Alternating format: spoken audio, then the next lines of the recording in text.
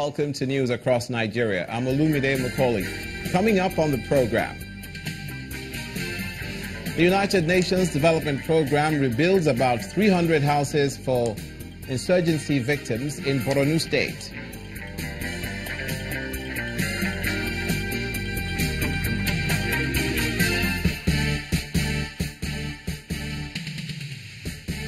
Federal government promises to complete Zangara hydropower project by 2019.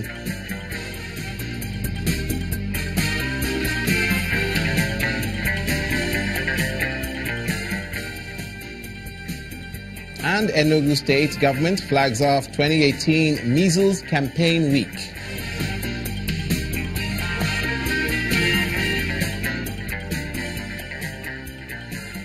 And all the events for the Measles Campaign Week is a good thing for the health sector in Enugu State. But first, let's begin with the northeastern part of the country, where residents of Ngwon village, one of the numerous communities destroyed in the Boko Haram crisis, may see light at the end of the tunnel as 300 homes have been rebuilt. The UNDP, under its Integrated Community Stabilization of the Northeast program, undertook the project to rebuild Ngwon, located in Mafa local government area. It cost over $1 million and was executed with co-funding from the governments of Japan and Switzerland.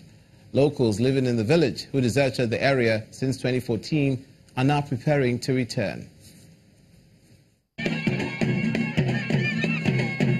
Ngwon village of Mafa local government is a few kilometers away from the metropolitan city of Maiduguri.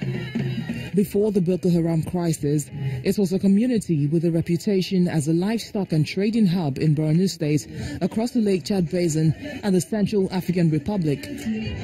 The community was completely razed by insurgents in two different attacks in 2014 and 2015, with more than 3,000 residents displaced and left to seek shelter in Maiduguri, where most of them have been living ever since.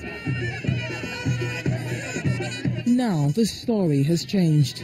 The UNDP Northeast Sub-Office, with co-funding from development partners, built 300 houses, 288 market stalls, a primary school, a health center, and boreholes, among other things.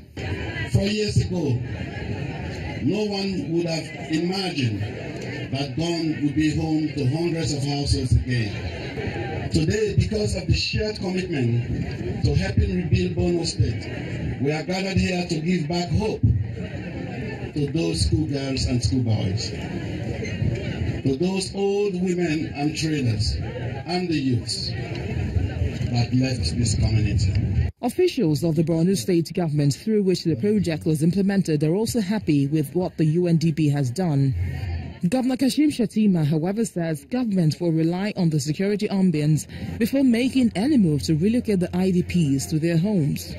We have to look at the security architecture in Ngwon before finally moving the people in. I do not want to dwell much on that security aspect. It's something that has to be discussed in the comfort of my office, not in the full glare of the public, but definitely will take some far-reaching measures to safeguard lives and properties before the people are allowed to come back and pick up the pieces of their lives. For the beneficiaries, the dream of returning to their ancestral home has finally become a reality, and they are equally grateful that their community will come back to life again. We thank the government for what they've done. If I'm empowered, I can do petty trading in front of my house to cater for myself. But some other locals who lost their homes were not captured in the distribution. They are calling on authorities concerned to compensate them. This is my home now. This is my name. I need your help. I need you to help me because I have the children. My children are in this school. I'm just suffering. We don't get anything. The Borno State government, through its Ministry of Reconstruction and Rehabilitation, has been rebuilding communities destroyed by the anti-graft militia Boko Haram.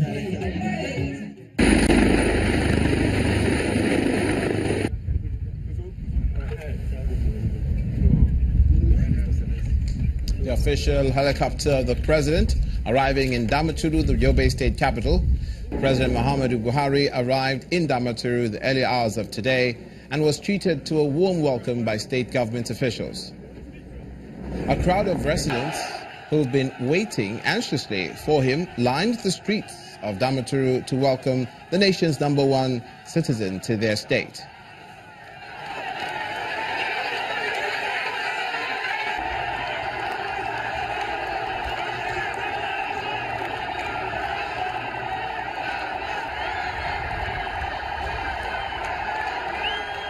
The president later joined Yobe stakeholders and parents of the abducted girls for a town hall meeting at the government house. There he says that the federal government is already partnering with its neighbors for unconditional negotiations that bring about the return of the girls.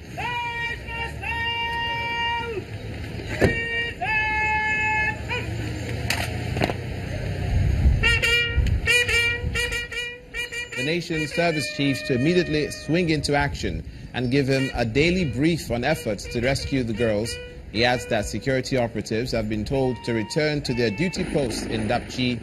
President Buhari expressed his condolences to the parents and the government of the state and also promised them that there will be no rest until the last Chibok and Dapchi girl is released and reunited with their parents. President Muhammadu Buhari had earlier visited Taraba, Plateau, and Benue State, where killings by herdsmen took place, and will visit Niger State on Thursday. The federal government says nothing will prevent generation of power from the 700 megawatt Zangara hydropower project by December 2019. It says 175 megawatts of electricity is expected to be delivered by that year out of the proposed 700 megawatts expected to be generated from the dam when it's complete. A team of the Federal Ministry of Power, Works and Housing, which inspected the project, also says issues that were slowing down work have been tackled. Construction work gradually taking shape, all in a bid to meet a 2019 deadline set by the federal government. This is the site of the Zangara hydropower project located in Niger State, north-central Nigeria. When completed, it should improve electricity supply in the country by 700 megawatts. But with about 40% completion so far, 2019 does not seem feasible. So the target is to at least be able to fire the first turbine of 175 megawatts by then. A team from the Federal Ministry of Power, Works and Housing is here to monitor the progress. There was no budgetary provision, enough budgetary provision, and but since 2016, we have been receiving enough budgetary allocation now, and we are satisfied with the project, the way project is going on now. There may be first firing by 2019, but the project, because of the delay, initial delay, there was 2 years delay in this project, so there's no way the project can finish in 2019. But by 2019, I think the first turbine will work here. The resident site engineer, Mr. Michel, in a PowerPoint presentation says this massive structure is made of reliable and cost-effective material. But as noble as this project is, it comes with its downside. The people of Zangara have had to give up their land and as a result, their homes. A situation the contractor is helping out with. We are happy with the water. Actually, we never knew what the project was all about when it was started. All we are saying is that we can now get water for our personal use, and this is helping us. The planning and the sketching are through, the survey papers are out and being certified by Niger State Ministry of Land and Housing. The compensation for their structure will come into being, and we hope to do that towards the ending of this month or early next month. Apart from improving the electricity supply in the country, the Zangara project promises to improve other sectors. If you look at this project, it's going to be power, agriculture, and also agriculture, that is irrigation as well. So after this, when impoundment is done, when the water is gathered and everything, agricultural activities would really, it will boost agricultural activities within this area. And as you know, it will boost the per capita income of the communities as well. Power generation in Nigeria needs all the help it can get. And with the Zangara hydro plant set to join the grid, it is expected to give more power to the people. You're watching news across Nigeria. Coming up, another attack occurs in Plateau State. Stay with us.